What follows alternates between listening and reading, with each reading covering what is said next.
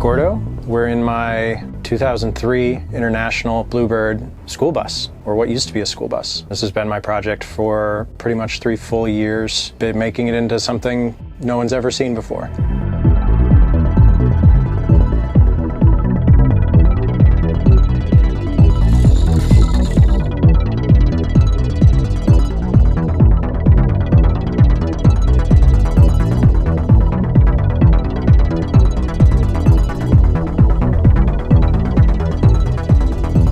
The pillars of this build are flexibility. It's not like a tiny home exactly. It's not like a lot of other conversions out there. It's more optimized for going out on the road on adventure type use and going out and doing weird big projects. It's built to sort of be a truck when I need a truck. It's built to be a camper when I need a camper. It's built to be able to live out of on the road for as long as I might need to, but not as a full-time living situation. I had to sort of do some mental gymnastics, like to make it make sense for me financially. And one of the ways that I did that was to make it as flexible as I could possibly make it and as useful for as many different things as I could possibly make it. But also it's been a lot of fun to have sort of this creative project to just be fully my own. Utilitarian spaceship type vibe that I've been embodying. It's been really fun to just have full freedom to go after that. To that end, the third fun thing about it is seeing people look up at me from their passenger window on the highway and go, "What is that?" You know, like seeing other people try to figure it out is fun in its own way. This bus is not quite my house. It's not quite my shop. It's everything, but also nothing. It's a paradox. That's what it is. What is this? I'm going to tell the next person who asks. What is this? It's a paradox. Thank you for asking. The original location of the fuel tank on this bus was in the middle of the frame behind the rear axle, and in order to fill it up, it had a tube that came like way up to this level. So I had to get rid of that to make my flatbed, and so I moved the fuel tank up to here. So this is the original tank, but just in a new location. And then on the other side, I've added a second tank. Coming off of this tank, I run my diesel generator, my diesel heaters. There's fittings on there to get fuel in and out, like by a fuel pump system to the other tank. So there's just, at this point, so many fittings on that tank. Both tanks are 65 gallons, so my total fuel capacity is like 130 gallons. Getting pretty expensive these days, but it gives me a lot of range. So the door is the stock door, and the mechanism of the door is the stock mechanism, but I built a new frame and a new set of stairs to put it in. This is just a big aluminum underbody storage box, the catch-all storage, the junk drawer, if you will. This is here because right inside this wall is where all my Victron system and stuff is, all my distribution. Having the batteries right here makes the wiring really simple. And this is 2 drawers of 6 batteries each. This is the 3 starter batteries, and then 3 AGM gel hybrid house batteries. And then this drawer is 6 more house batteries. I went with gel hybrids because the temperature requirements on this build made me a little uncomfortable going with lithium, because this build sits unattended in the winter for long periods of time, unheated in upstate New York, and it needs to be able to continue to charge and discharge its batteries. It got complicated, so I just went with gel for now, and maybe I'll go lithium in the future. This is the International DT466E, and it's a 2003 model year chassis, and it's been great to me, honestly. The school district that I bought it from had over-maintained their whole fleet, and so I've got detailed records of everything. And then behind the engine is an Allison 2000. It's still a bus, it's still slow, it's still huge, but no complaints. The bus is 36.5 feet long. Everyone assumes that I added all of that flatbed on there, but the bus was almost that full length just as a bus body, and I just cut most of it off. This is my shore power hookup. It's just a 15 amp plug. Haven't really needed to worry about having more capacity than that. I have so many other options. Diesel generator, very fancy sliding box that I made for it. 5 kilowatt Cummins QD generator. I got this generator off eBay, and the generator was like $1,800, I want to say. It was more than that after I shipped it, almost an even $2,000. Because of the ways I use this bus and the types of equipment I want to be able to run off of it, having a source of power that's not reliant on the sun and can just like provide a full 5 kilowatts at the flip of a switch is pretty important to me anyways, to be able to run like a welder and a bunch of power tools or an air compressor and things like that. And it was certainly a lot cheaper than putting a full roof of solar and a full huge bank of lithium batteries only to solve the problem of how do I run my welder. Every so often I have an issue with a diesel heater where like one of them loses their prime or like they get an air bubble in the fuel or something like that. I finally got sick of like crawling under the bus to fix a leak or purge a line or whatever in the middle of the winter. So I moved everything out here to this box. This is a little priming pump. Squirts diesel out this hose and I can catch it in a cup, but that lets me prime the whole line between my tank and here easily. So that was a quality of life mod for myself. I sort of built a secondary air system that's these two compressors and these two tanks to run the air door and to be sort of shop air, and also it keeps the air door running when I'm parked for a long period of time. Then there's a bunch of open space where I'm going to put water tanks. The second diesel tank doesn't do anything other than feed a pump that pumps it into the main tank. So this is my overbuilt roof rack. It's very utilitarian in construction. It wouldn't be comfortable to do yoga on or anything. These are LTE antennas for the bus network. My 2 solar arrays, 400 watts total. It's just fine for me because really the most critical function of my solar is to keep all of the systems that need to run while the bus is unattended running without me having to worry about it or be on the grid. When I'm on the road out adventuring and stuff like that, I've got 2 DC to DC charge controllers. So I've got 720 watts of alternator charging. And so if I'm driving a few hours every day, that keeps my batteries topped up. When it was a school bus for the school district I bought it from, it was bus number 599. I painted it there because I wanted to sort of keep the legacy of the old bus number. Felt like that was cool. This is sort of like the main storage and gear area. Right now it's just a bike and a case. Having the long skinny space down the middle lets me carry like really long lumber that wouldn't fit on the back, or really long steel when I go to buy 24-foot sticks of steel. It's one of the key things that makes it a do-anything bus for me anyways. Do all the things Gordo wants to do bus. Come on inside. The first thing most people notice is that I redid all the dash and everything, partly because I just had a pretty clear image in my mind of how I wanted it to form up, but also because obviously there used to be a door here and stairs, and so there was no dashboard on this side of any kind. These seats came out of Toyota Siennas, minivans, out of a junkyard, several junkyards really. I put them all on swivels so that when there's 4 people in here, you can face together, and at some point I'll build a table that goes in between them. So the overhead stuff is all electrical and systems devoted from pretty much this line forward. On this side, this is all my AC and DC distribution. There's 3 places that AC power can come from on board. There's the generator, the shore power hookup, and the inverter. The center area is all sort of like the smarts of the system. My Victron color control is up here. Then that's tied into a software system of my own design that runs on a ARM computer that's buried in here that powers the 2 touch screens. Most of the time they're just showing sort of a status output, but I can also like control the lights from up there, and all the lights are run off of a bank of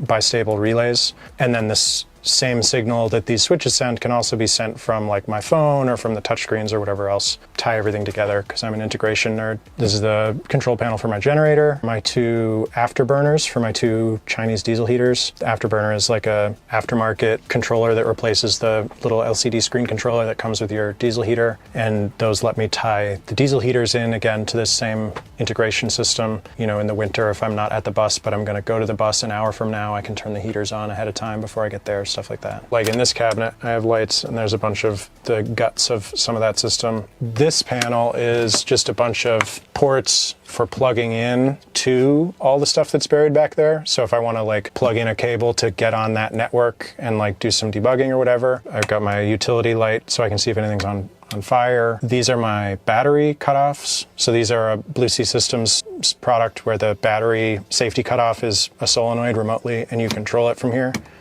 So you can hear it go ka-chunk. These are the switches for my 2 DC to DC charge controllers. I have 2 Victron Orions TR Smart 12 to 12, and then these are the breakers for my solar arrays. So down here is the back end of my power system, just my inverter, my 2 DC to DC charge controllers that come off my engine system and my alternator, and then even further down I have 2 solar charge controllers. These are actually RV windows, like frameless RV windows. They just have an exterior panel of glass and no frame, so it's really hard for water to creep under them. So I made an aluminum like transition between the curved roof and a flat surface, and then just put those frameless windows in there. The natural light in here is great, but also the presence that they have in terms of making it feel like you're in some kind of spaceship or sci-fi movie set is pretty fun too. There's little compartments the whole way along.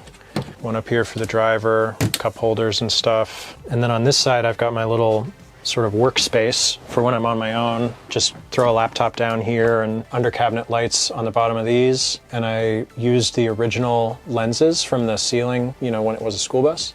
So they have the Bluebird logo on them, which is kind of neat. Up here, right now, it's just my books and a bunch of junk. Under this Velcro panel is the wiring access to the roof. There's a bunch of wiring behind there, but then the wiring can jump from back there to this space hidden behind these boxes and either go further back in the bus or jump out and go to the roof for solar or antennas or whatever's up there.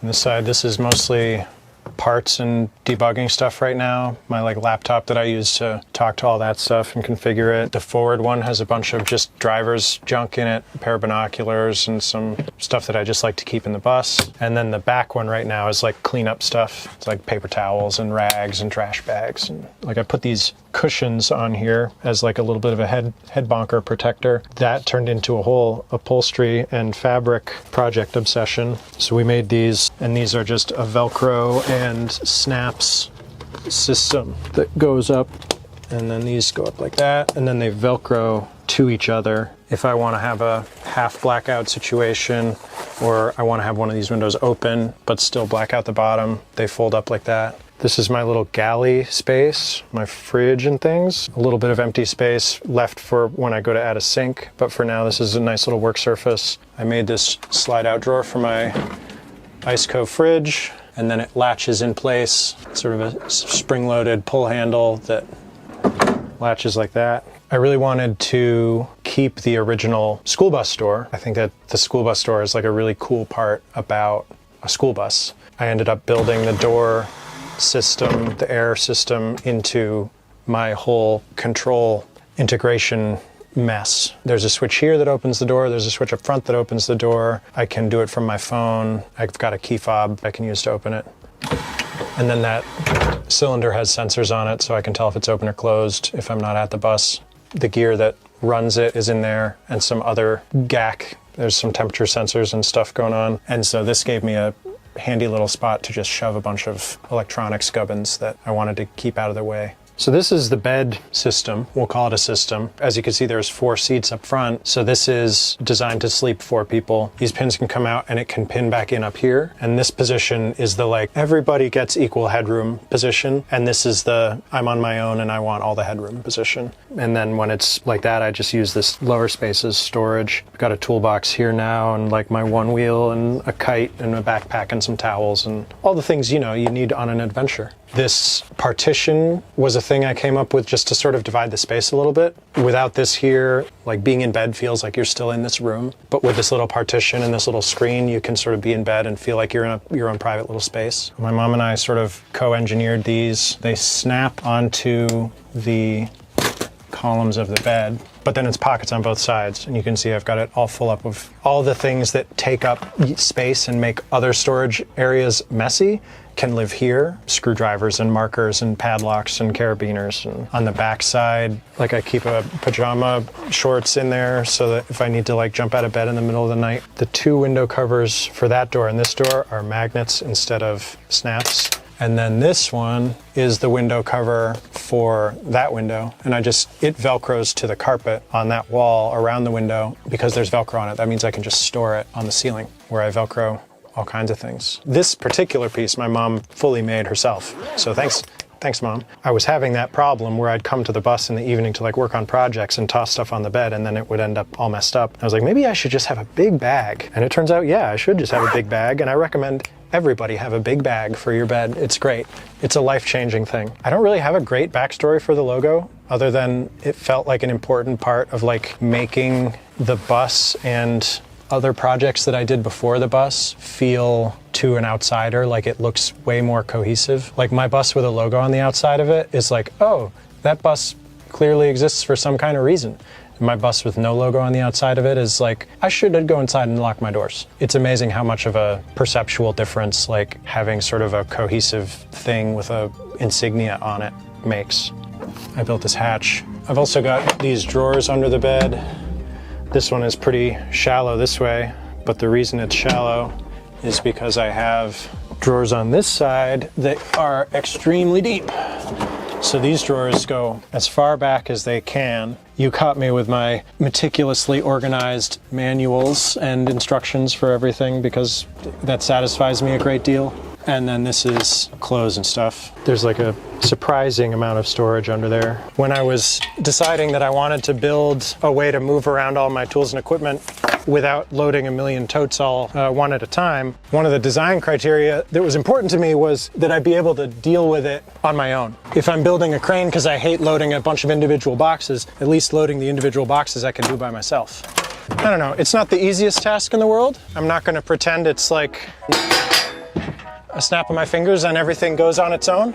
But in terms of being able to manage the sheer weight of what's in these tool bench container things, it definitely meets my needs. So the way the crane attaches to the bus is that it just hangs from these trusses overhead. And the way that it does that is with these sort of big clamp brackets, but basically they reach up and around the roof rack and hang onto the truss like that. This is the place that I hang my winch from, and it rolls back and forth in the crane boom like that. I've got this black rope with 2 carabiners on it that I toss over the rack like that. It clips on both sides. Trying to lift it from below, this crane boom is pretty heavy, but lifting it from above is just easier. Just like that. And then again on the other side. Really had it in mind that I would have an electric system for doing the lifting. Really what it came down to was electrical wiring to get enough power to the winch. The wiring had to be pretty heavy duty and the winch has to move, so then it's like a whole system of wires that have to move and everything else. I just said, well, I'll go with the manual chain hoist for now. Never bothered to do anything else. The chain hoist works just fine. It's a lot of work for like 45 seconds once every few months. I can put up with that. I just take out these pins, free it from the bus.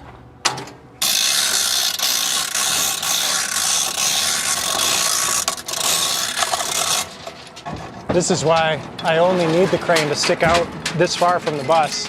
This is pretty much all I ever do with it. See, it's not really a general purpose crane.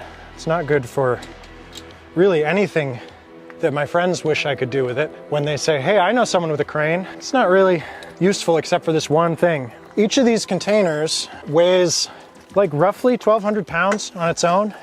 And I'm sure there's people, as we speak, going to the comment section to say, holy smokes, Gordo, that's over a ton you've got hanging out back here behind your tires, just like sticking way out like this. How can the bus handle that? And the fact is, like, kids weigh a lot.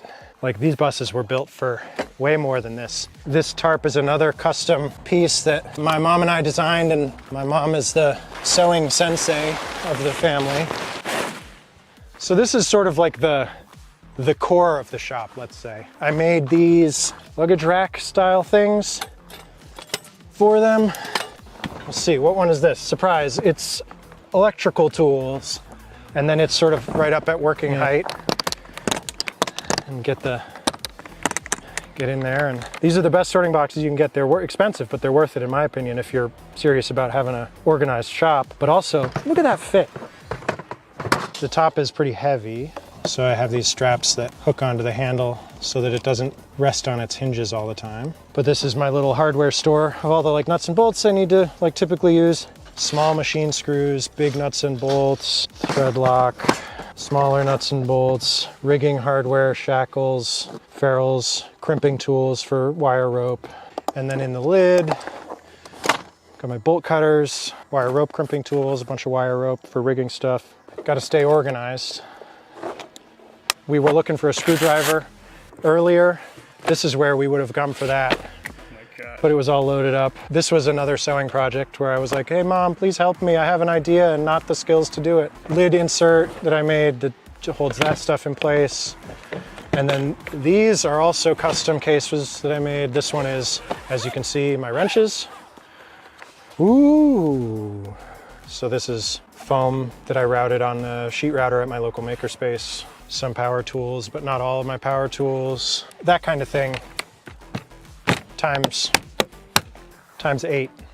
This one is pretty much the same idea as that one. It's got a bench top on it, but this bench top on this one is a steel, 1/4-inch steel plate. It's like a fixture table for welding.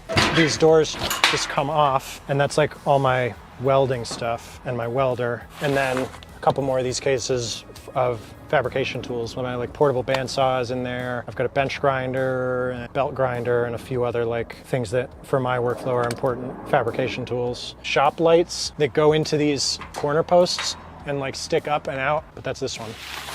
So this is the other mode of the rear cargo space, which is to be a back porch or a deck or a covered cargo area. That just really gives the whole cargo area a second life as like a guest room or a screened-in porch if you're parked at a camp spot, and it makes this not as much of a waste of space during the times when I'm not trying to use it for cargo.